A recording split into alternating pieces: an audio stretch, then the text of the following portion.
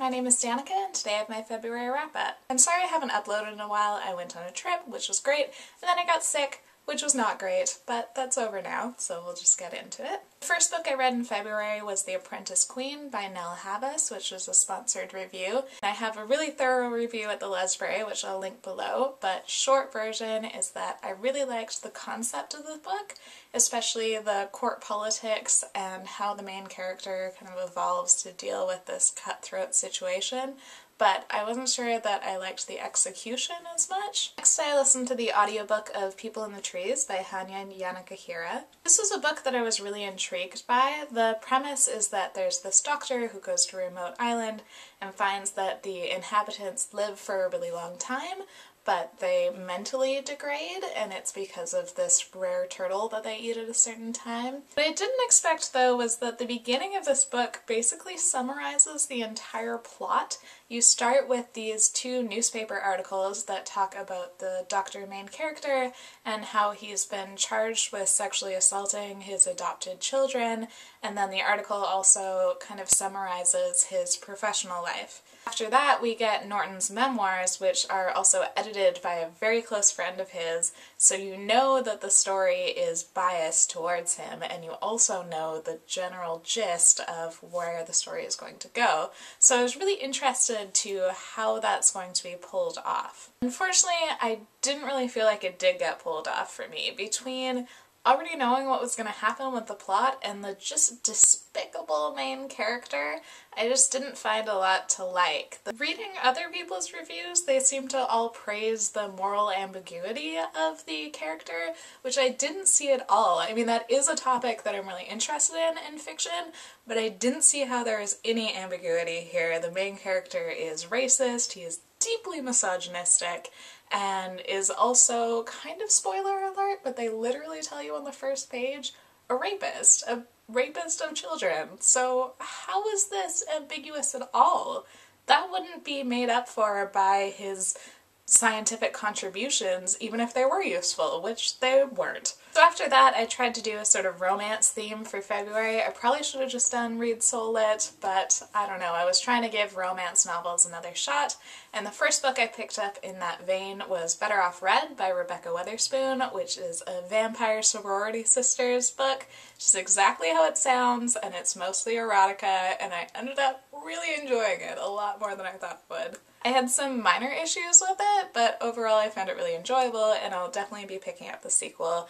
Again, I have a review up at the Lesbury, which I'll link below, and that's true of most of the books I'm talking about, so I'm not going to keep repeating it. Next I read Black Girl Love by Anandra Williams, which is a collection of very short stories and poems about love between black women. I enjoyed this one, but I felt like the stories were so short that I didn't really get the chance to dive into them. So it ended up just kind of an okay read for me, but I also recognize that as a white reader, I'm not really the intended audience. After that, I picked up Kiss and Tell, A Romantic Resume from 0 to 22 by Marie Naomi. This is a graphic memoir that kind of follows all of the people that she has loved and kissed and had romantic relationships with from 0 to 22. There were a lot fewer girl stories than I was hoping for, but I still ended up really liking this one. I liked learning about the author through this specific lens, and her story was really interesting. It felt really honest and personal. I would definitely recommend this one, but don't expect a lot of queer content. And my last attempt at a romance read for the month was the Strawberry Panic manga collection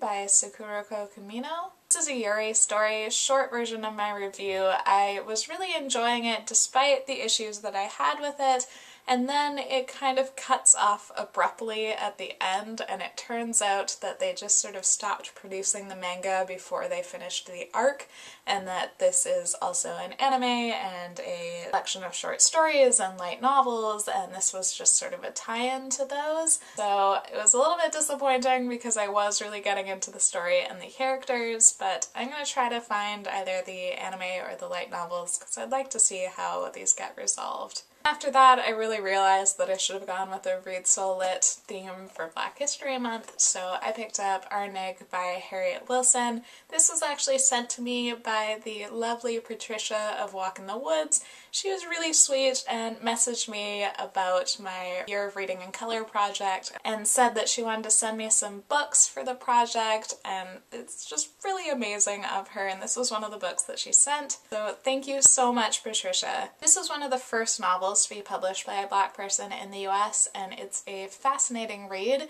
It's a fictionalized memoir, and it tells a story about being an indentured servant in the North. Interesting because it wasn't very popular at the time it was published because it just complicated things too much. It questioned the idea that racism was still only a problem in the South. It drew parallels between being an indentured servant and being a slave, and it questioned some of the anti-slavery proponents of the time. But that's what makes it such a complex book, and that's what makes it so effective. One of the stories that I enjoy reading about now are stories that question the kind of politically convenient messages to send versus actual reality of living them. This version that I read, which is the Penguin Classics 150-year anniversary edition, I felt like put too much emphasis on trying to trace every character back to actual people in the author's life, but I did really enjoy the foreword and kind of the context that it gave to her life. I especially liked finding out what happens to Harriet after the novel ends,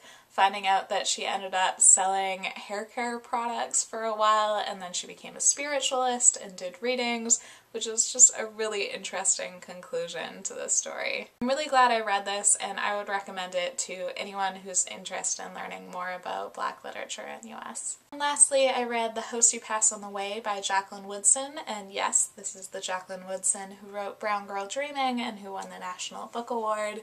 This is a tiny little book. It's 99 pages in this edition, but I loved it. I thought it was such an atmospheric read. It really captures the feeling of one of those pivotal teenage summers where everything changes. This is a beautiful little book, and I highly recommend picking it up. And those were all the books I read in February. Let me know if you've read any of these and what you thought of them, and if you have a February wrap-up, feel free to link it down below and I'll definitely check it out. And thank you for watching. Bye!